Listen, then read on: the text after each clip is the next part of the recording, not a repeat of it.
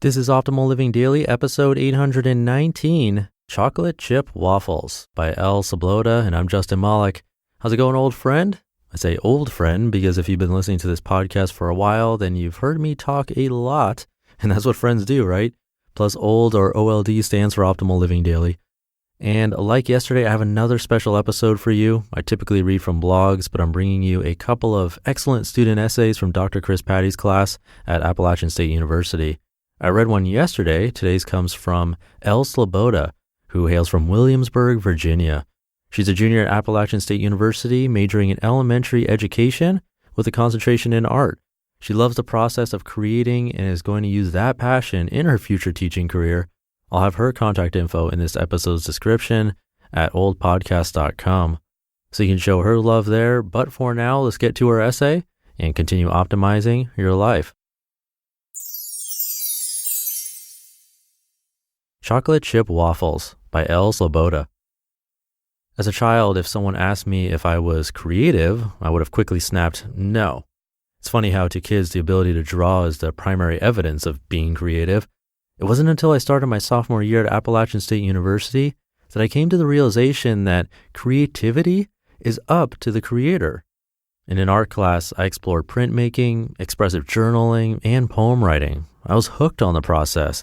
Flipping through the pages of my journal from the semester captivated me to see the raw color, rain-soaked paper, 2 a.m. scribbles, and growth that those pages held.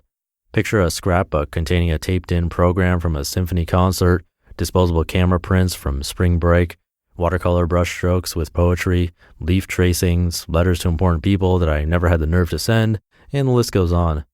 What's the point here? I found that sensory objects have a way of sneaking into our thought patterns. My favorite assignment was to create a poem about where we're from and to identify specific items or memories from childhood. The process was therapeutic, but at the same time, the complex feeling of nostalgia loomed. It's not easy to go back to my childhood backyard and remember the coolness of the green grass under my toes, or to my high school football stadium on a Friday night in October, smelling the popcorn and hearing the student section screaming. Life moves on, but the sense memories linger. The 5 senses, taste, touch, smell, sight, and sound, speak to the soul. Sherry Turkle, a renowned social psychologist who studies human relationships with technology at MIT, is the author of Reclaiming Conversation, The Power of Talk in a Digital Age.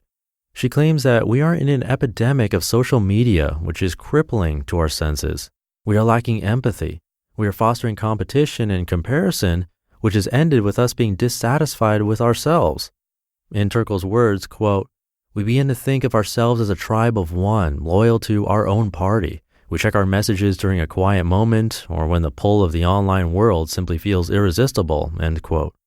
Our minds are plagued by longings to check our phone 24 hours a day, 7 days a week, and is limiting our instincts to actually be where we physically are, limiting our ability to, say, make a silly face at a baby, breathe in the scent of a warm August rain, compliment a stranger, or hear and be there for a friend in need. Our generation is losing touch with what we are created to be, loving, compassionate, and humane human beings. I find myself setting such high standards for friends or loved ones, but in reality, I need to take the time to remember my roots. I need to figure out why I am the way that I am, what makes my soul feel alive.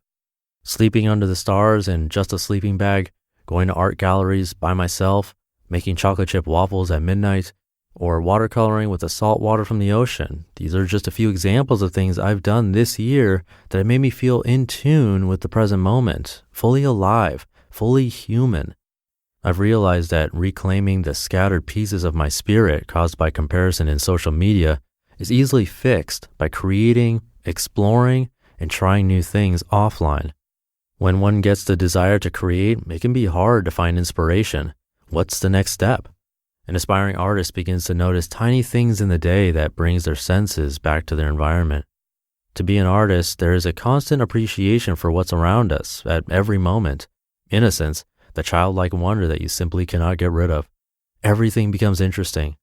Lately, I've become intrigued with leaves of all shapes, sizes, and colors. When autumn rolls around, it is prime time for pressing them into big, heavy books and setting them aside. A month or so later, I open the book and see what the leaves look like. Hanging them in my apartment reminds me that even though the seasons change, my Creator is consistent and there for us if we only open our hearts, minds, and eyes. I can be fully content in the season that I'm in. Picking a window seat and watching the leaves fall can change my entire day.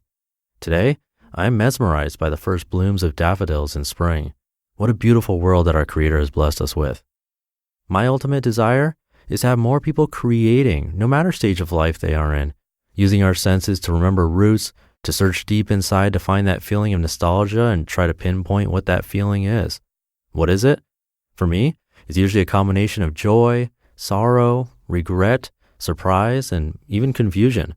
When I start a new journal entry, I let my brain explore, try to navigate to the farthest edges of my memories. I want to put on paper what I remember. Maybe you are like I was, in that you don't think you are creative. If so, my advice to you is simple. Play. It doesn't take much to play. Buy a blank notebook. Get a magazine that you don't need anymore and some newspaper. Cut out words that stick out to you and string them together. Glue them in at random or try to create a sentence. Every day, write down 5 things that happened, just 5. Go to the nearest craft store and buy a pack of kids' acrylic paint. Experiment with colors. Can you link a color to a specific memory from your childhood, a specific feeling? Do this for a couple months and then flip back through the pages you've generated. Appreciate what you've made like you would a good cup of coffee or waffles at midnight.